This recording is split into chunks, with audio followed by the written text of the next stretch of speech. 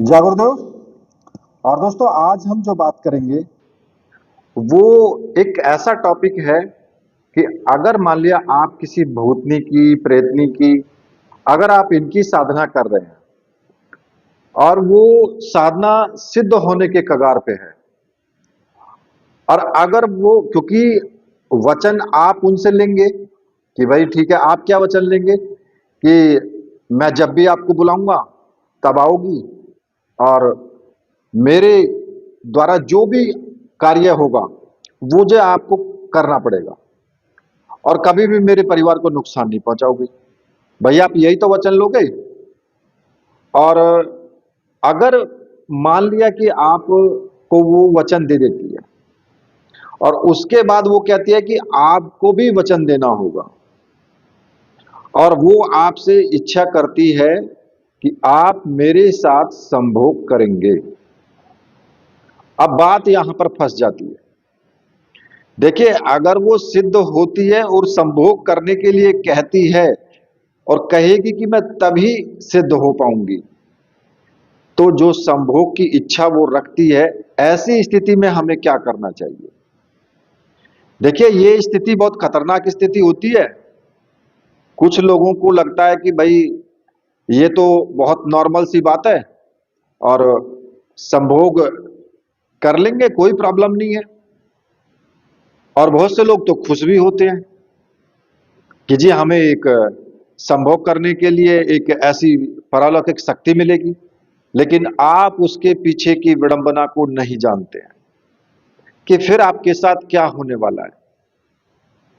तो देखिए, तंत्र शास्त्र जो होता है उसकी मान्यताओं के अनुसार यदि साधना के अंत में जब कोई शक्ति, चाहे वो कोई भी शक्ति हो, यक्षिणी हो, अप्सरा हो या भूतनी हो या प्रेतनी हो, अगर साधिक की परीक्षा लेने के लिए वो समझौते के रूप में अलग अलग रूप में, अगर वो माता के रूप में, बहन के रूप में या पत्नी के रूप में सामने आती है और इस दौरान एक ऐसी स्थिति उत्पन्न होती है कि वो शारीरिक संभोग यानी शारीरिक सुख की आपसे मांग करती है, तो इस स्थिति में हमें क्या करना चाहिए? मेन बात आज यहां पर है।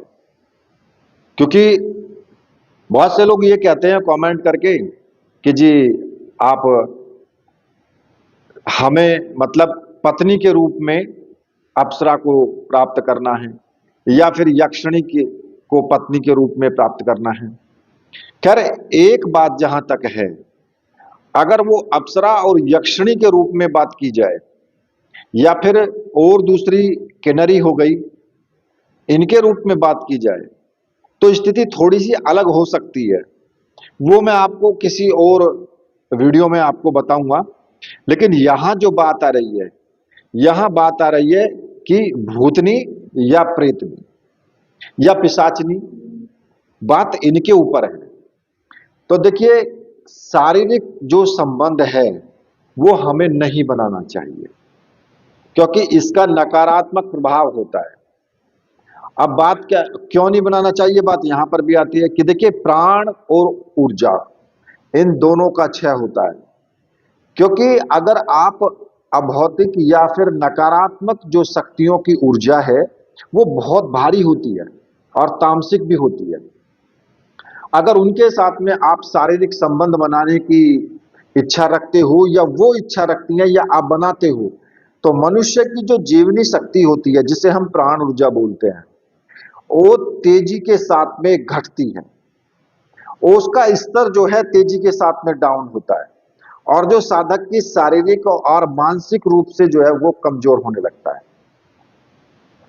और इस वो साधक समय से पहले बूढ़ा हो जाएगा, गंभीर बीमारियों का शिकार हो जाएगा। वो बात आती है मानसिक नियंत्रण की। देखिए, ऐसी शक्तियां जो होती हैं वो आपके बहुत ज्यादा निकट आ जाएंगी और संभोग का मतलब यही होता है कि बहुत ज्यादा निकट आना। और जब निकटता आ जाएगी ना, तो साधक की जो सोचने और समझने की जो शक्ति होती है ना, जो स्वतंत्र क्षमता होती है उसकी, वो समाप्त हो जाती है और वो पूरी तरह से उस उग्र शक्ति के नियंत्रण में आ जाता है और उसका जो सांसारिक जीवन है, परिवार है, उसका समाज है, पूरी तरह से वो नष्ट भ्रष्ट हो जाता है। अब बात आती है मुक्ति की और आध्यात्मिक पतन वाली। देखिए, जब व्यक्ति किसी कामुकता के जाल में फंस जाता है तो साधक का आध्यात्मिक पतन तो होता ही होता है, क्योंकि साधना का उद्देश्य होता है हमारा आत्म कल्याण और शक्ति प्राप्त करना, न कि वासना की पूर्ति। क्योंकि ऐसी स्थिति में आप पूर्ण रूप से उसके नियंत्रण में चले जाओगे। चाहे आप शुरुआत में भले ही आप कुछ भी समझे कि भाई नहीं, हम ऐसा करेंगे, हम वैसा करेंगे और हमें तो कोई भी नहीं अपने वश में कर सकता है, हमारे गुरु हैं या फिर हमारे जो है मतलब इष्ट देव हैं। कहने का मतलब मेरा ये है, भले ही चाहे कोई भी हो, लेकिन उसने आपसे ये नहीं बोला है कि आप उसके साथ संभोग करो। वहां सब फंस जाते हैं, क्योंकि जब बात आती है ना कि इसने मेरे को वचन दिया है, तो वचन देने के बाद ना फिर इष्ट कुछ कर पाते हैं और ना ही गुरु कुछ कर पाते हैं। हालांकि गुरु फिर भी समाधान निकालता है, लेकिन और कोई दूसरा कुछ नहीं कर पाता, क्योंकि आप उसको वचन दे चुके हैं और वो आपको वचन दे चुकी है। तो अब ऐसी स्थिति में क्या करना चाहिए? देखिए, यदि साधना आपकी सिद्ध होने के साथ में ये मांग सामने आती है तो बेहद सावधानी के साथ में आपको ये और समझदारी से काम आपको लेना है। यहां पर मानसिक रूप से आप दृढ़ रहें और जो अपने सबसे पहले तो अपने मन के अंदर जो आपकी वासना है, उस वासना को अपने ऊपर हावी ना होने देना है आपको, क्योंकि साधना की ये अंतिम और कठिन परीक्षा होती है। कई जगह तो ये परीक्षा होती है और कई जगह आप इस परीक्षा में फंस भी सकते हो। अब क्या है, संबंध का स्वरूप आपको बदलना है। देखिए, शास्त्रों के अनुसार भी और जो सामाजिक नियमों के अनुसार भी साधक को जो साधना करनी चाहिए, भूतनी, प्रेतनी या फिर किसी भी पिशाचनी की, माता के रूप में या बहन के रूप में या मार्गदर्शक के रूप में या मित्र के रूप में, इस रूप के जो है आपको स्वीकार करना चाहिए और उनसे आग्रह करना चाहिए कि भाई इस रूप में आप मेरे साथ आ जाओ। क्योंकि आप उसे माता या बहन के रूप में संबोधित अगर आप उसको करते हैं या फिर मित्र के रूप में या फिर मार्गदर्शिका के रूप में आप उसे संबोधित करते हैं, तो मांग आपकी उसकी वो बदल जाती है। फिर वो मांग नहीं रहती है उनकी, क्योंकि वचन जो आप वचन लेते हैं ना, उसमें बहुत सावधानी रखने की जरूरत है। बात, क्योंकि वचन लिए जाते हैं और दिए जाते हैं, तो कभी भी कोई भी ऐसा वचन ना दें आप जिससे कि आपके बाद में जो है आपके आत्मसम्मान को भी ठेस पहुंचे, आपका जो है धर्म भी भ्रष्ट हो जाए, शारीरिक नुकसान भी हो, कल्याण हो ही ना बिल्कुल भी। स्पष्ट शब्दों में मैं कहूं कि आप केवल आशीर्वाद या कार्य सिद्धि चाहते हैं, शारीरिक संबंध नहीं चाहते हैं आप। ठीक है। अब सुरक्षा कवच और गुरु आज्ञा। देखिए, जो ऐसी तामसी शक्तियां होती है ना, जो उग्र शक्ति होती है, वो बिना गुरु के निर्देशन में कभी आपको नहीं करनी है। क्योंकि अगर ऐसी स्थिति बनती है तो आप तुरंत अपने गुरु से संपर्क करें इस बारे में। जो भी आपके गुरु हैं, यदि आप मुझे कह करके चल रहे हैं या फिर डॉक्टर नारायण दत्त श्रीमाली जी को आपने गुरु माना है, तो आप संपर्क कर सकते हैं। ठीक है। और हमेशा सुरक्षा घेरे में ही या कवच का इस्तेमाल करके ही साधना करनी चाहिए और इष्ट देव के मंत्रों का आपको जरूर आश्रय लेना है। इष्ट देव के मंत्र जरूर आपके सिद्ध होने चाहिए यहां पर, क्योंकि जो पराभौतिक और जो तामसिक शक्तियों की साधनाएं होती है ना, वो बहुत ही ज्यादा जोखिम भरी होती है और मानसिक और स्वास्थ्य के रूप से तो काफी खतरनाक साबित हो सकती है कभी कभी ये, क्योंकि कई बार ये हमें जो है ना केवल एक भ्रम और अत्यधिक मानसिक जो तनाव होता है, मति भ्रम, इसके कारण भी ऐसी स्थिति उत्पन्न हो जाती है। अब बात आती है कि भाई चलो ठीक है जी, आपने ये बोल दिया कि हम शारीरिक संबंध उनसे नहीं बनाएंगे और ऐसा कोई वचन नहीं देंगे। और अगर आपसे शक्ति ये कह बैठे कि ठीक है, आप रोज मत करिए, आप रोज शारीरिक संबंध मत बनाओ, लेकिन महीने में एक बार या 6 महीने में एक बार या साल भर में एक बार आप ये वचन दे दो। अब उनकी ये मांग हो सकती है, लेकिन अब क्या होगा कि अगर वो ऐसी मांग करती है और बदले में सारे कार्य करने का आपको वचन भी देती है, तो देखिए तंत्र शास्त्र के अनुसार भी और सामाजिक नियम के अनुसार भी आपको शर्त को स्वीकार नहीं करना है। मैं बिल्कुल मना करता हूं, क्योंकि एक बार अगर कामुक समझौता हो जाता है तो शुरुआत में तो बहुत आकर्षक लगेगा, बहुत आसान लगेगा, लेकिन इसके जो परिणाम होंगे वो बहुत ही विनाशकारी होंगे। अब ऐसी स्थिति में भी आपको क्या करना चाहिए?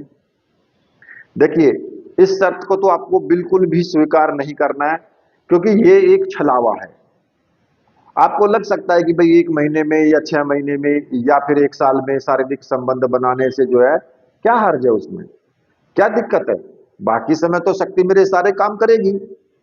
लेकिन पराभौतिक जो शक्तियां होती हैं, ये प्रेतनी, पिशाचनी, भूतनी, इन शक्तियों के लिए समय का कोई पैमाना नहीं होता।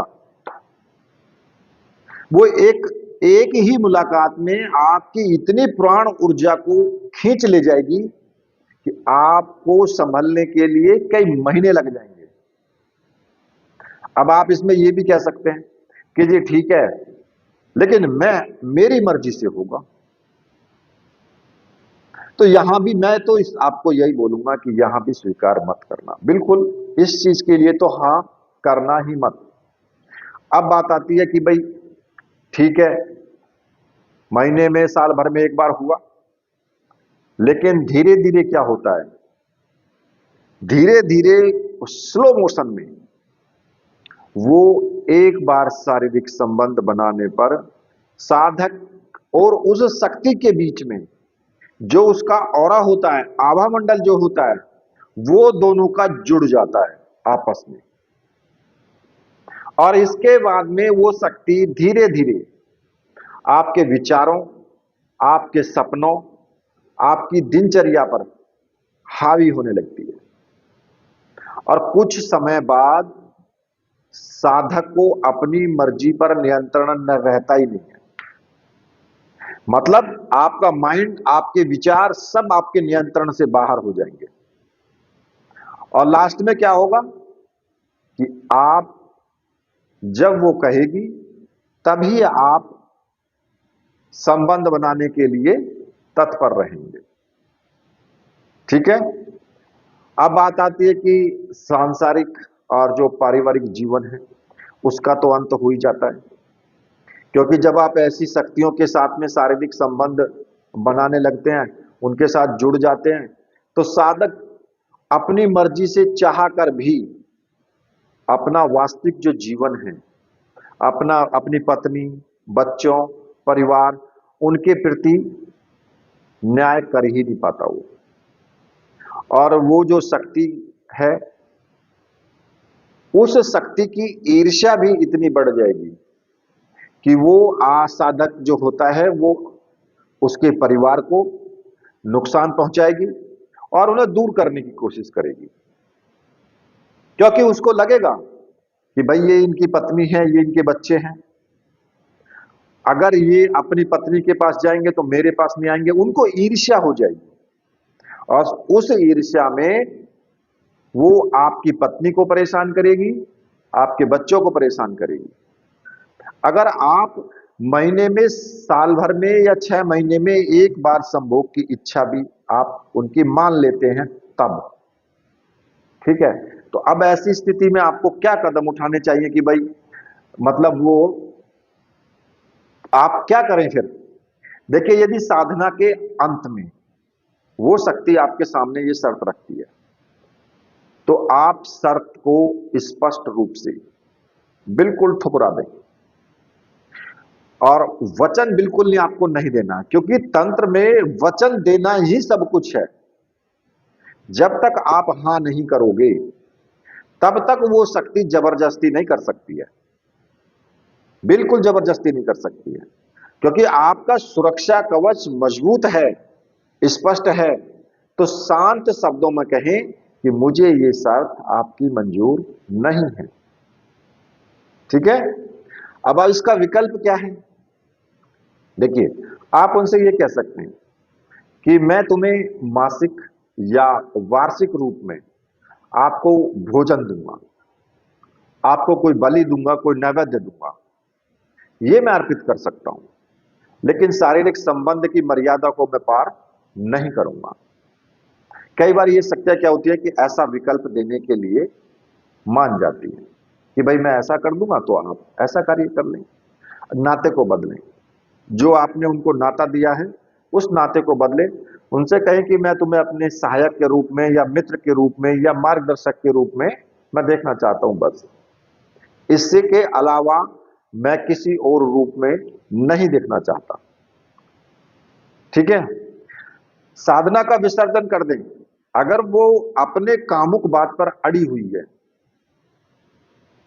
तो फिर साधना का विसर्जन कर दें, उसको बिना इसको सिद्ध होने से मना कर दें कि भाई ऐसी सिद्धि को छोड़ देना ही उचित है। ये बड़ी बुद्धिमानी है आपकी। मंत्र और जो मानसिक संकल्प के द्वारा जो साधना का विसर्जन आप कर दें और घेरे से बाहर निकल जाए। मंत्र और मानसिक संकल्प आप ले लें कि भाई मैं आपको अब नहीं चाहता हूं, आप जा सकती हैं, मैं आपका विसर्जन करता हूं, ठीक है। क्योंकि तंत्र का मूल नियम है कि जब भी कोई उच्च या सात्विक शक्ति कभी भी मनुष्य से शारीरिक संबंध की मांग वो नहीं करती है। इस तरह की मांग केवल जो करेंगी वो तामसिक शक्तियां होंगी, अतृप्त आत्माएं होंगी, और निम्न स्तर की जो शक्तियां होती हैं, वही मैंने बताया कि भूतनी, प्रेतनी, पिशाचनी या कुछ विशेष वर्ग की और भी शक्तियां ऐसी ही मांग करती हैं। और इससे क्या होगा कि साधक का कल्याण नहीं होगा, बल्कि उसकी ऊर्जा समाप्त होगी।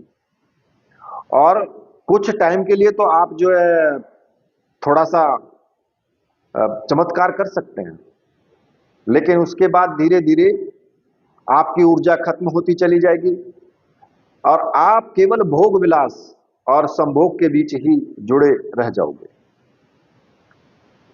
और जो आपका स्तर आपका होना चाहिए, मतलब कि आपको अपना स्तर ऊपर उठाना है, वो स्तर आप भूल जाएंगे। कई बार क्या होता है, कई बार ऐसी शक्तियां ऐसे भ्रम में फंसा करके और साधक को उसके स्तर से नीचे डाउन कर देती हैं और बाद में फिर उसकी मृत्यु ही निश्चित होती है।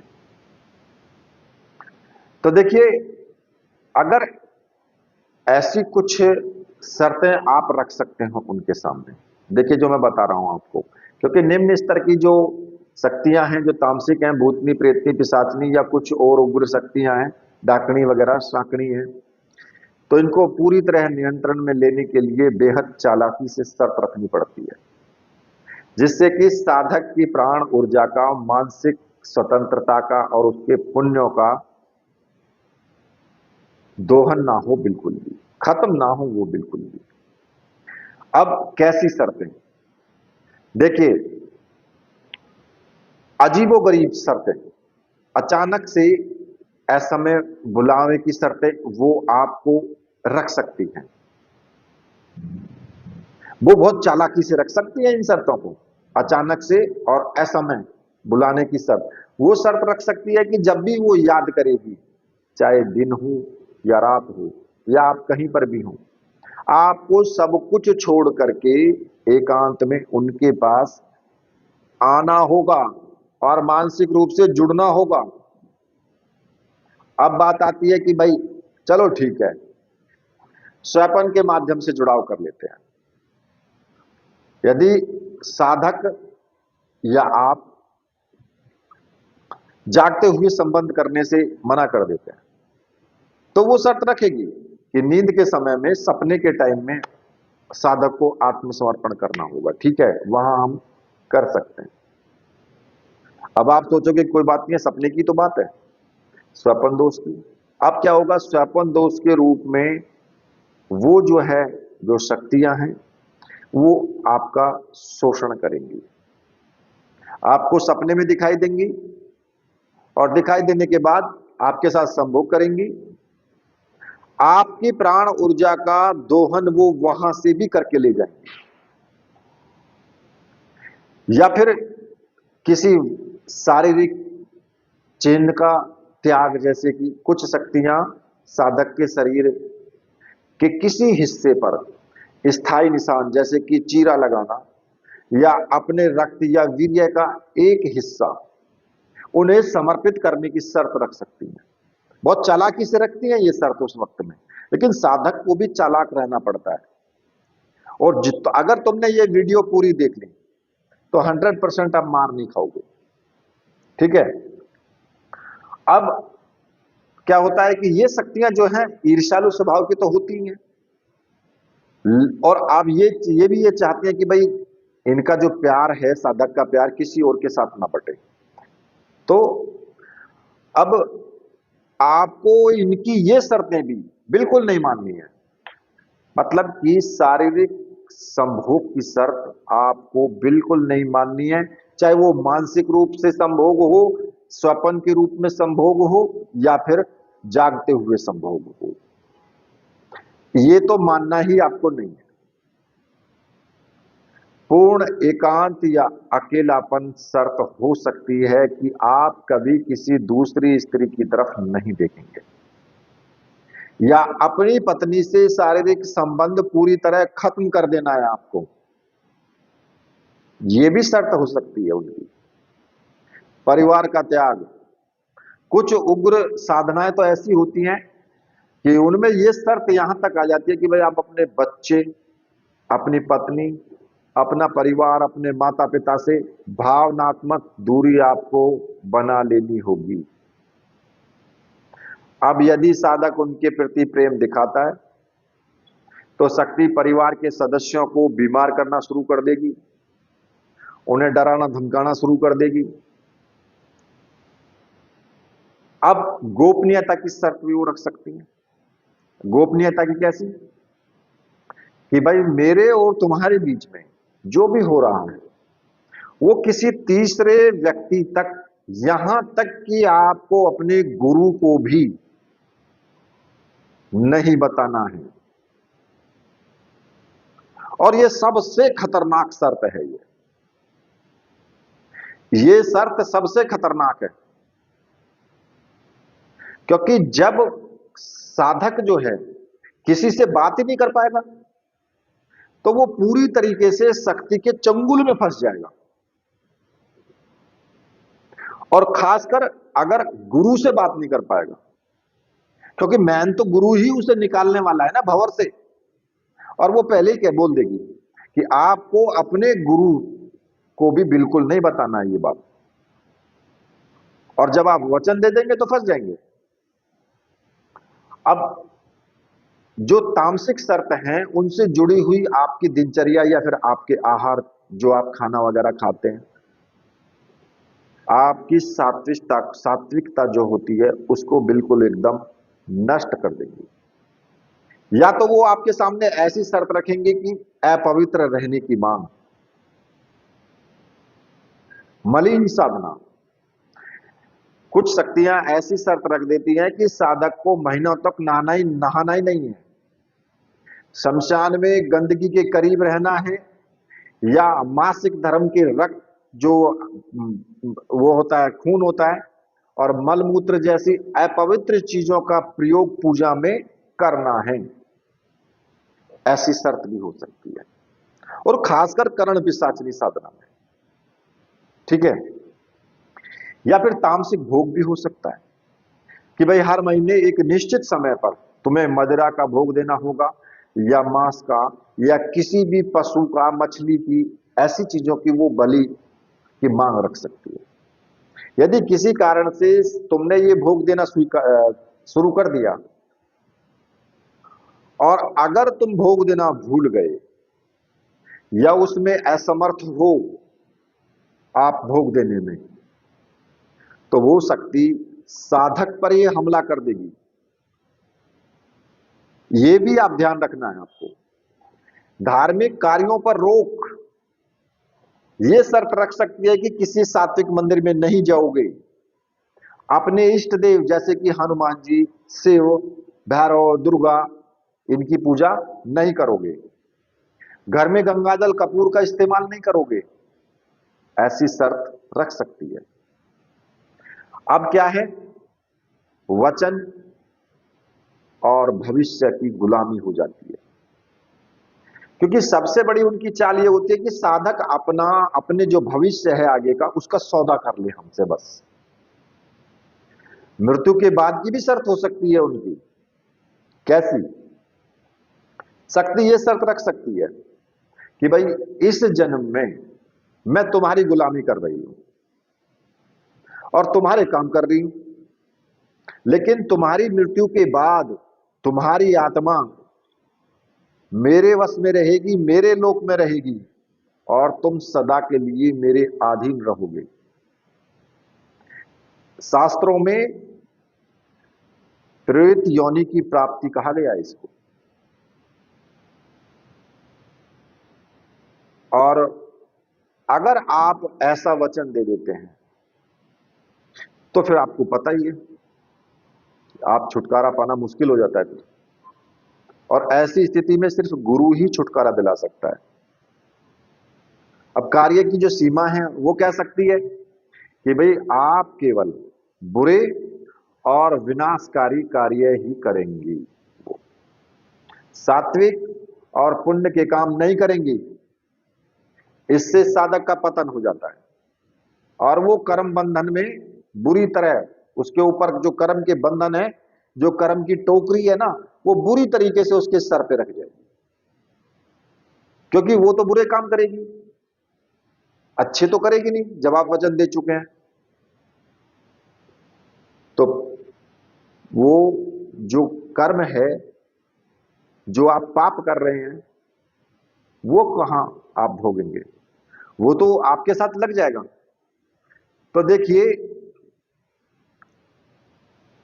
ये जो शर्तें रखती हैं मनुष्य के साथ स्थूल रूप में, जो फिजिकल रिलेशन का है, ये अतृप्त शक्तियों जो होती हैं उनके वही ऐसे कार्य करती हैं, वही ऐसे वचन रखती हैं, क्योंकि ये जो है वासना के स्वाद से या स्पर्श के सुख से ये वंचित रह जाती है, और वो इसलिए मनुष्य के शरीर से माध्यम से मतलब जो है उन सुखों को वो भोगना चाहती है। दूसरा कारण ये भी होता है कि भाई जब साधक पूरी तरीके से अपवित्र, अकेला होता है या डरा हुआ होता है, तब भी ये शक्तियां, तब तक जो है उन शक्तियों की गुलामी नहीं करेगा वो। और ऐसी शक्तियां जो हैं ऐसी शर्तें चुनती हैं कि भाई साधक के विवेक पे सोचने समझने की जो उसकी क्षमता है उसको पूरी तरीके से एक नष्ट कर देती हैं। और ये निम्न स्तर की शक्तियां होती हैं। जो निम्न स्तर की शक्तियां होती हैं वो कान में आपको बताती हैं, कुछ घटिया कर्म करती हैं वो, और अंत में साधक जो होता है वो फंस जाता है बुरी तरीके से। तो आपको यहां पर सबसे बड़ा सॉल्यूशन क्या है, लास्ट में बोलता हूं, इन शक्तियों को मित्र के रूप में मार्गदर्शक के रूप में, बहन के रूप में या माता के रूप में, इन शक्तियों को इस रूप में सामने लेकर के आए, तो तब ये ऐसे वचन बिल्कुल नहीं बोलेंगे, ठीक है। लेकिन अगर आपने पत्नी प्रेमिका इस रूप में इनकी साधना की तो फिर तो वही चीज सामने आएगी। आपके साधना करते वक्त आपके मन के अंदर अगर विचार चल रहा है कि संभोग करना है, तो तब भी ये शक्तियां ऐसी ही मांग रखेंगी। अगर आपके मन के अंदर विचार चल रहा है कि नहीं, मैं सिर्फ एक, अंदर से आप सोच रहे हैं, पवित्र हैं अंदर से, कि मैं सिर्फ इनको मित्र के रूप में या एक मार्गदर्शक के रूप में, या मैं इनको माता के रूप में ही पूजना चाहता हूं और माता के रूप में ही ये मेरे सामने आए, तो फिर ये शक्तियां उसी रूप में आएंगी, वैसी ही शर्तें आपके सामने रखेंगी, क्योंकि उनको पता है कि इन्होंने हमें इस रूप में बुलाया है, इनकी जो अंदर की भावना है वो इस रूप की है, ठीक है। तो मेरे कहने का मतलब ये है कि साधना करो, सुरक्षित तरीके से करो, गुरु को बता करके करो, ये सब चीजें, और सुरक्षा घेरे में बैठकर करो, ठीक है। इसी के साथ अब मैं वीडियो को यहीं समाप्त करता हूं। मेरे साथ बोलिए, बोलिए वीर बजरंगबली हनुमान जी महाराज की जय, बोलिए मेरे परमहंस गुरुदेव की जय।